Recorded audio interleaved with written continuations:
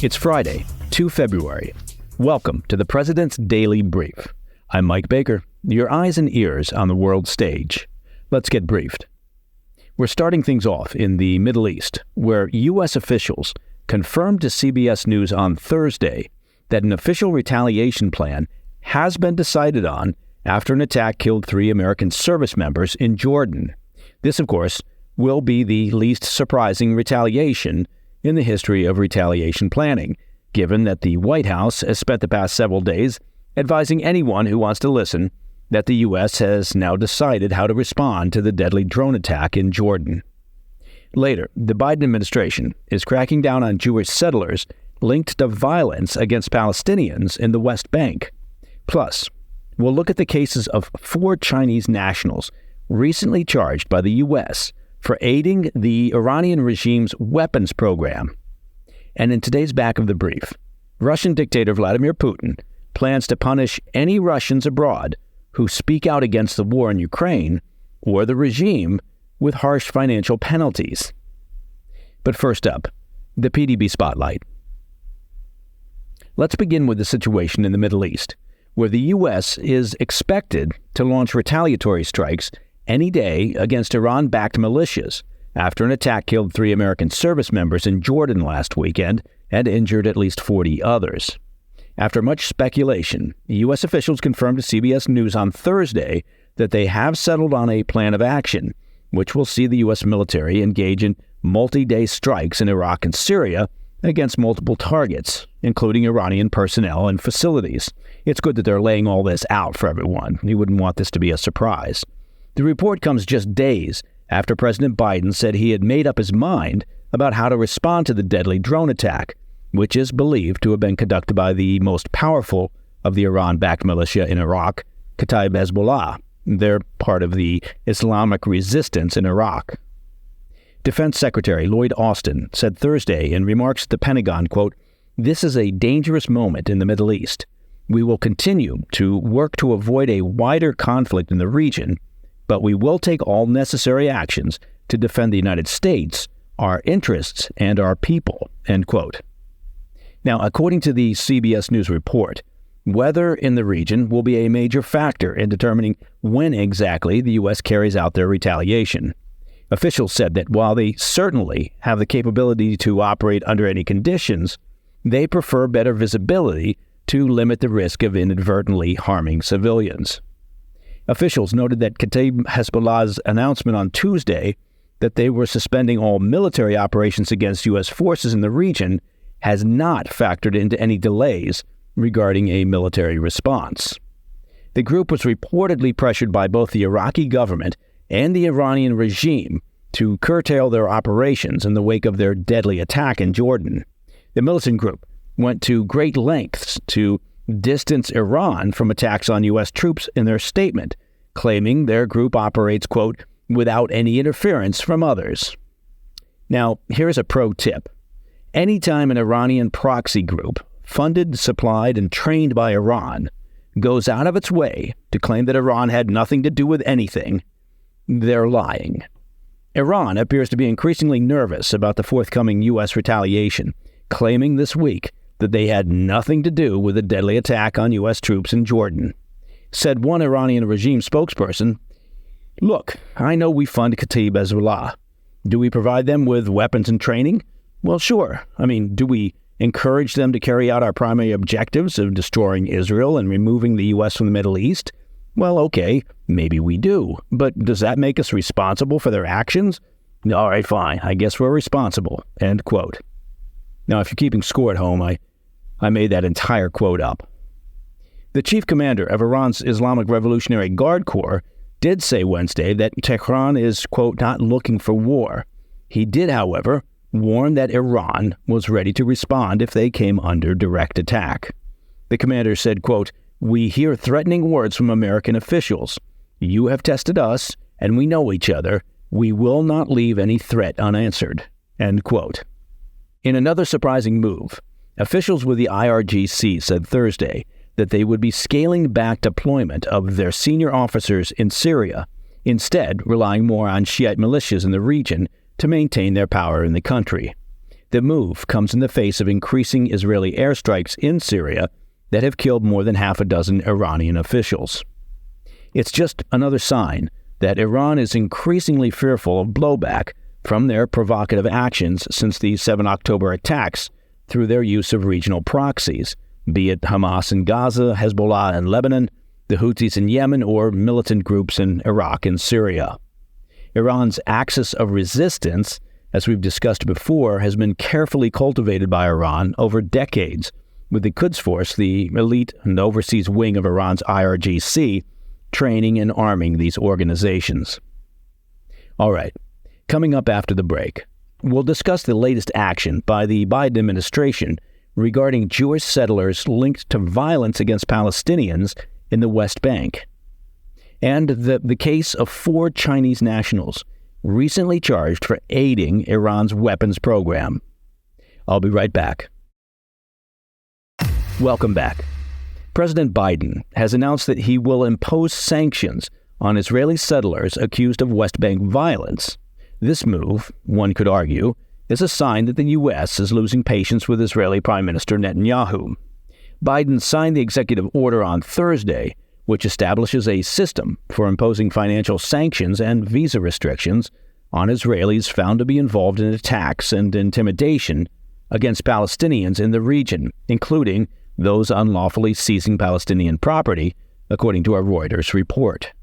The Biden administration said Thursday that they had already put the measures into action, imposing sanctions on 4 Israeli men allegedly linked to settler violence, freezing their U.S.-based assets.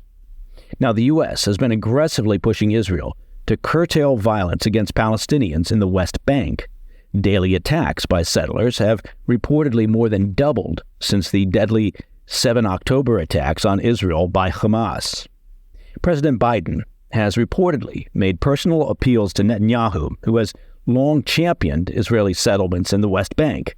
Netanyahu is reportedly reticent to engage on the issue, calling the administration's latest executive order, quote, unnecessary. U.S. Secretary of State Antony Blinken said on Thursday, Israel must do more to stop violence against civilians in the West Bank and hold accountable those responsible for it. The United States will continue to take actions, he said, to advance the foreign policy objectives of the U.S., including the viability of a 2-state solution, and is committed to the safety, security, and dignity of Israelis and Palestinians alike, end quote.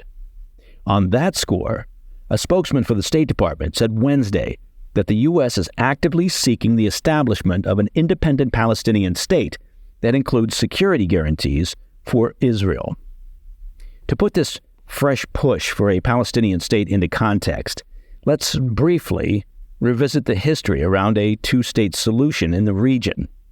Now, the United Nations first adopted the principle of the 2-state solution back in 1947 as part of their partition plan for Palestine. However, Arab leaders rejected the proposal. Palestinian support for the idea didn't really crystallize until the mid-70s, though most proposals from the Palestinian Liberation Organization, or the PLO, have failed to recognize Israel's right to exist. Over the years, Palestinian leaders have been granted several opportunities to pursue a 2-state solution, but the process has repeatedly been derailed by hardliners, such as Hamas, who fundamentally reject Israel's right to exist. Israel and Palestine came close to achieving some form of détente following the historic 1993 Oslo Accords, which formally recognized Israel's right to exist and led to the creation of the Palestinian Authority, which currently governs the West Bank. However, destabilizing terrorist attacks would eventually derail those efforts. An agreement also failed to materialize at the 2000 Camp David summit, despite Israeli leaders offering Palestinian leaders Gaza and 97% of territory in the West Bank. Hardliners again rejected the right of Israel to exist, leading to the Second Intifada uprising against Israel. Efforts to revive a 2-state peace deal since then have failed to make any meaningful progress. All right, shifting gears.